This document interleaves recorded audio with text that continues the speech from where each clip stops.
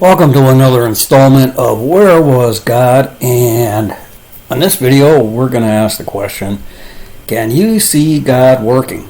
I mean, realistically, Christians should see God working in their lives, and they should be able to get the people who can't see God working at all to learn how to see God working in their own lives.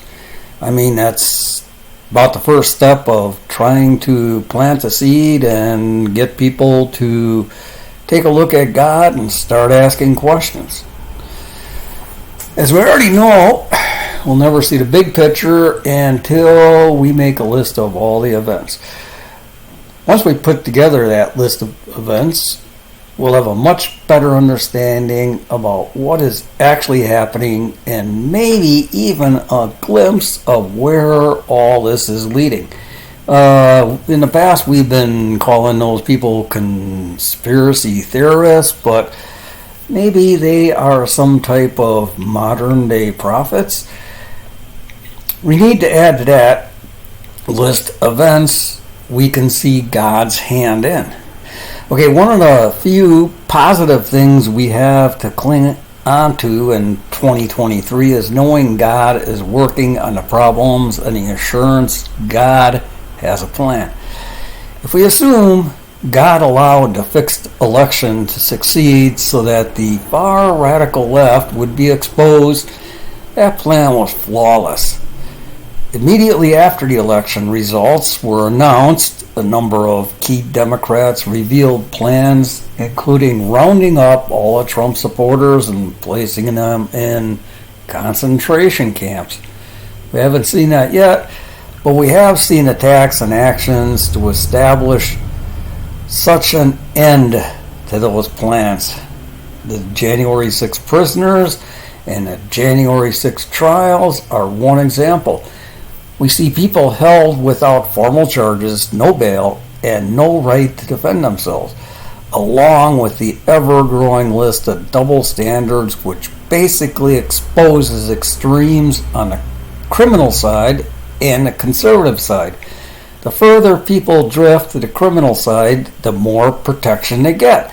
The more people drift to the conservative side, the more they're watched, spied upon, harassed, and even arrested. For the most part, we look at all those actions as the administration introducing their own brand of democracy in a new form of a justice system that they prefer. When we look at new gun laws and gun bans, we know they are establishing the criteria for future arrest, roundups, and for those who refuse to cooperate, bend down, and worship the New World Order, we can only expect the worst. When we see career repeat criminals released the same day on weapons charges and murder charges, we know the same application of the law will not be used for Trump supporters and constitutional supporters. They have their own brand of justice the Democrats are planning for conservative Christians. The fixed election was an early warning system from God to expose the plans of the left and a call to prepare for action. The 2022 midterm elections were supposed to be a turning point, but only turned out to be a situation where one vote in the House makes a difference while radical factions control the Senate. And we all know what the White House will do. At times it appears the Supreme Court is the only check we have against a full demonic takeover, and the Supreme Court has been under threats and attacks. When we take a closer look at Hunter's laptop, a number of questions come up. How could anyone in their right mind leave a laptop with that kind of information with a total stranger? Think of it. I mean, we're looking for God's hand in all of this stuff. So let's take a look at Hunter's laptop. Well, Hunter was a millionaire with contacts all over the world.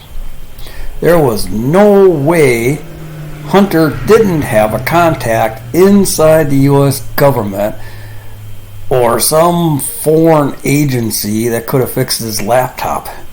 You telling me Hunter couldn't have taken that laptop anywhere else? Which raises the major question, what's on that laptop? Hunter didn't want anyone associated with any government agency to see. When we look at the man who received a laptop at a shop, the circumstances get even stranger. Was Hunter into so many drugs he forgot about that laptop for over a year? No one in their right mind would have completely forgot about a laptop, not to mention one with such sensitive information on it. If God's hand was not in that, how did it happen on its own? The man who received that information on Hunter's laptop is 1 in 1,000 or maybe a million. Many people would have looked at that laptop and seen dollar signs. We also have to consider the fact Hunter did not leave legitimate contact information. Hunter tried to conceal his identity. Is that why he chose a laptop repairman who was basically blind? Well, after opening the laptop, the owner of the laptop was more than evident, which opened up options, different directions the situation could have gone. The repairman could have demanded a reward or a ransom for the laptop and sold it back to Hunter or Joe. We have to consider the fact demons were involved. In the natural world, demons would have filled that repairman with fear, giving him no alternative than to turn the laptop over to Hunter or try to ignore the situation and hope it went away. Instead, that repairman made a copy of the hard drive, then he gave the original to the FBI and sent the copy to, of all people, Rudy Giuliani. The chances of that happening are what? Next to nothing? So we see God's hand in it. When we put those series of events in a list, we can't help but see God's hand in everything since 2020. Well, the new Green Deal is another attack on the U.S. Shutting down pipelines is only one assault on the U.S. A look at the Green Deal bills shows where billions of U.S. dollars, that's our money, is being invested. The only two major areas addressed are in lithium batteries and solar energies. Both markets controlled by the Chinese that rely heavily on slave labor.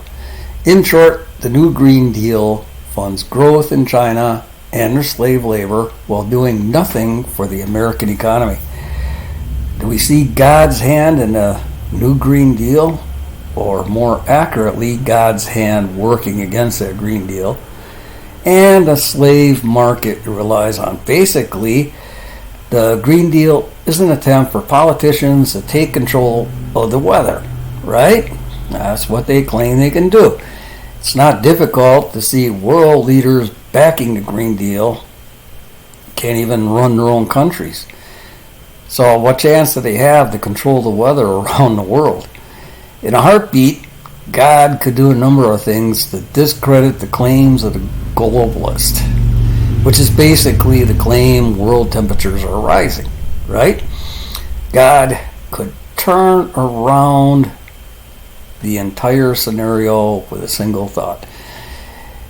In reality, some areas do see increases in temperature, but at the same time, other areas are seeing lower than normal temperatures. So you got to take the average overall, which is what they don't do. They only look at one part of it, mess around with the mathematics, make the facts fly. When we look at the data around the world, we see conflicting information. As usual, only the news the globalists want people to see makes the airwaves and the internet. We can see God's hand in the varied temperature ranges, and as usual, God's actions accomplish a number of things at the same time.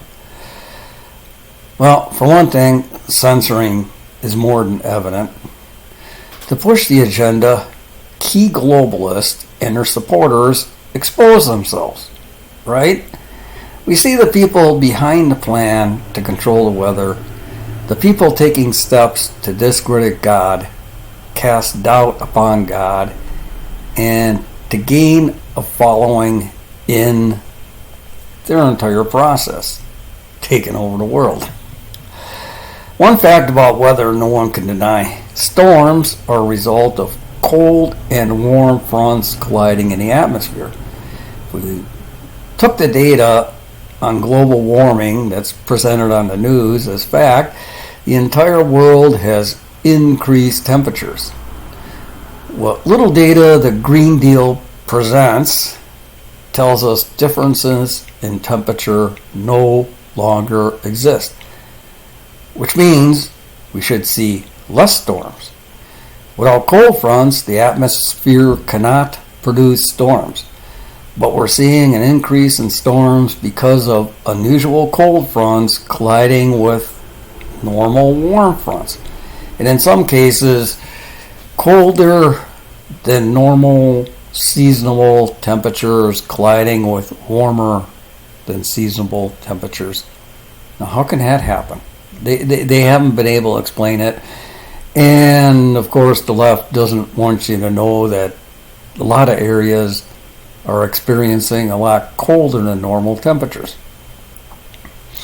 Obviously, we know we got to pay attention to hear God's voice and, of course, see God's hand in all of those events. Now, Elijah described God's voice as a still, small voice, right? And matter of fact, we should take a look at that one and kind of get into it a little bit more, because remember, he didn't see it in the fire, he didn't see it in the storm. I mean, take a look at it on your own, because all of these things point to everything we're seeing today. And then he heard God's voice. Well, in the New Testament, there's a couple of stories about Jesus, and the people that believed in Jesus could hear God's voice, and the other people who didn't believe thought it was thunder. So we know there's a great deal of information in the Bible about being able to hear God's voice and the people not being able to hear God's voice. Two different classes of people, a lot like we've just been talking about. Well, I just want to read a little bit out of John chapter 12. Now my soul is deeply troubled.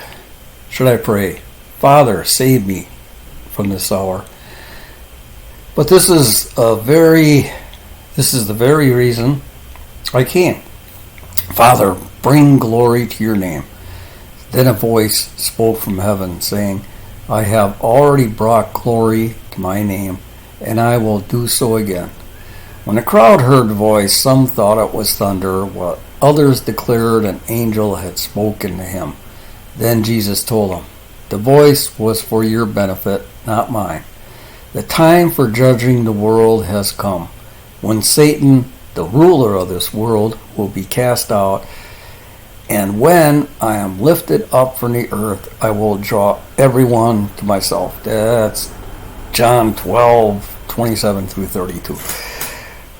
Okay.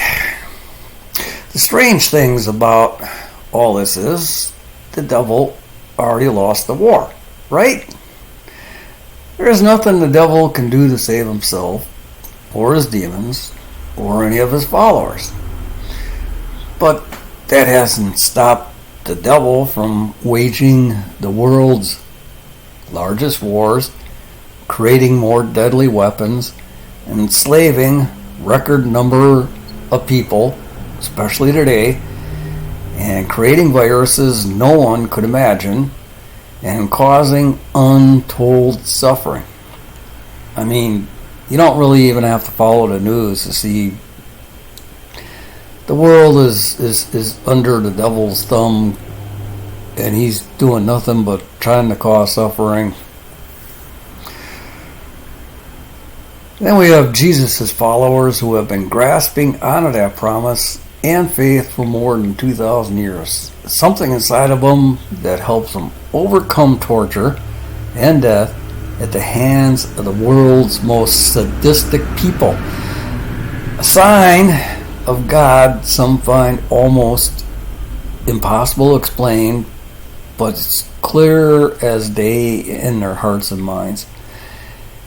That's a form of God's voice that's been around since creation, and it infuriates the devil because it has hearing God's voice is something he once had, something the devil once experienced, saw it with his own eyes, but turned his back on forever. Instead of standing up and taking responsibility, the devil spent generations blaming others, everyone, for his mistake. Which is why we see the left and the woke blaming others, everyone, for everything under the sun. What they're doing is they're just following the father they chose, the leader of this world, the devil. They waste their lives blaming everyone for everything, and they cannot see how they contributed to the problems they point out. And they never have a single idea or plan to improve anything. Christians who know God know how to pay attention to the small details and see the miracles. Even though the world waits for that one major miracle before they're going to believe, real Christians have been paying attention to God's voice all their lives in the little everyday things. Sunrises and sunsets are time to reflect on life, and Christians use those scenes and time to look back on life and see all the times they knew God was near. Many have been delayed or rerouted on a regular trip to work or somewhere, only to find that change in timing may have saved their life. We've heard dozens of stories about the delays on 9/11. When they slammed those planes into the buildings, people are going to ask why others had to suffer and why so many had to die. Well, we don't have the answer to those questions, but that should not stop anyone from seeking God's voice. I just want to tell you a story about my dad. I traced the movements of his division through. He was under Patton, and Patton had liberated at least 3 concentration camps. So that's 3 concentration camps my dad could have been in. I know he saw at least 1, probably 2, maybe all 3. But after my dad saw what the Nazis had done to those people in the concentration camps, he couldn't believe that there was a God that would allow so much suffering. And everyone in World War II that saw those concentration camps was ordered to never reveal what they saw. So my dad never talked about it.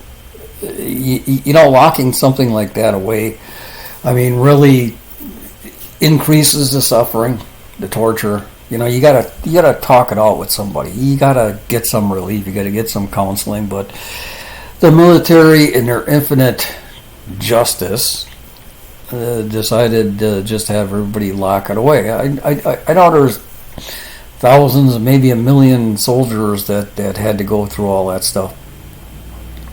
Anyway, just a few days, we know my dad was going. He was dying from old age. Everything was basically shutting down, one little part after another. Brought in a pastor. A pastor talked to him, walked out after a couple hours, walked out with a big smile on his face and said, "Your dad just accepted Jesus." So, you know, we got to reach out for people. We don't know what people are holding inside of them, and basically, if they just had someone to talk to, that could make all the difference in their lives. Anyone who's ever had a baby knows that feeling of being part of creation. Having a baby is sharing, is God's way of sharing it in that creation. You know, I mean, you share the joy, you share the accomplishment, you share the miracle. Well, after going through a pregnancy for 9 months, that first view of a newborn baby brings most people closer to creation and God than anything else in this world could possibly do. That's always been part of the plan since the beginning. It's one of the reasons the left places so much effort into attacking childbirth. Satan does not want people to experience that closeness to God and creation. Well, I'm sure a lot of you has seen the change in people after their first child is born. Birth creates some type of chemical change in men as well as women. Some type of change that can't be explained, but people see that change. You know, the wildest friend you had back in high school is, you know, and then suddenly becomes the most responsible parent in the world after that first child is born. People see that 180 return in personality. How can we explain it other than it's some type of chemical change that takes place and changes the personality the moment the father looks into the eyes of the newborn baby? And we all know, and science has proven, that there are chemical changes inside of a woman's body that the woman undergoes when she's undergoing a pregnancy. But I don't think a study has ever been done about any kind of chemical change that a father undergoes once he realizes he's a father. Well, we can't really explain that change, but Satan, his demons, and all of his followers are aware of that change and are working 24/7 to put an end to that miracle. I'm just going to leave it at there. You can pray about it, speculate all you want, but Satan is really going after childbirth for more than one reason. And we got to look at that, because the more we look at it, the more we can understand how God's hand has to be in that to stop it. No one has to explain all the little miracles we see in this world every day. We see little attacks the left launches every single day. Now, you got to ask yourself, why wouldn't we see God's defensive measures at work every single day? We just have to learn to look at them a little bit deeper. Not only learn to look at them, but master the art of seeing God's miracles and being able to share that with people that just can't see it. Anyway, that's all I got for today, so don't forget to like, don't forget to share. Share this stuff. Come on, I mean, it's like, how many shares do I get on these videos? Take a look at them. How many people actually view them? You got to get to work. We're all in God's army. We're all in this together. So I'm taking the time. You can put forth a little bit of effort on your own. So have a great day, and don't forget to keep on praying like all the time. And when you pray, remember one thing. 90% of prayer is listening.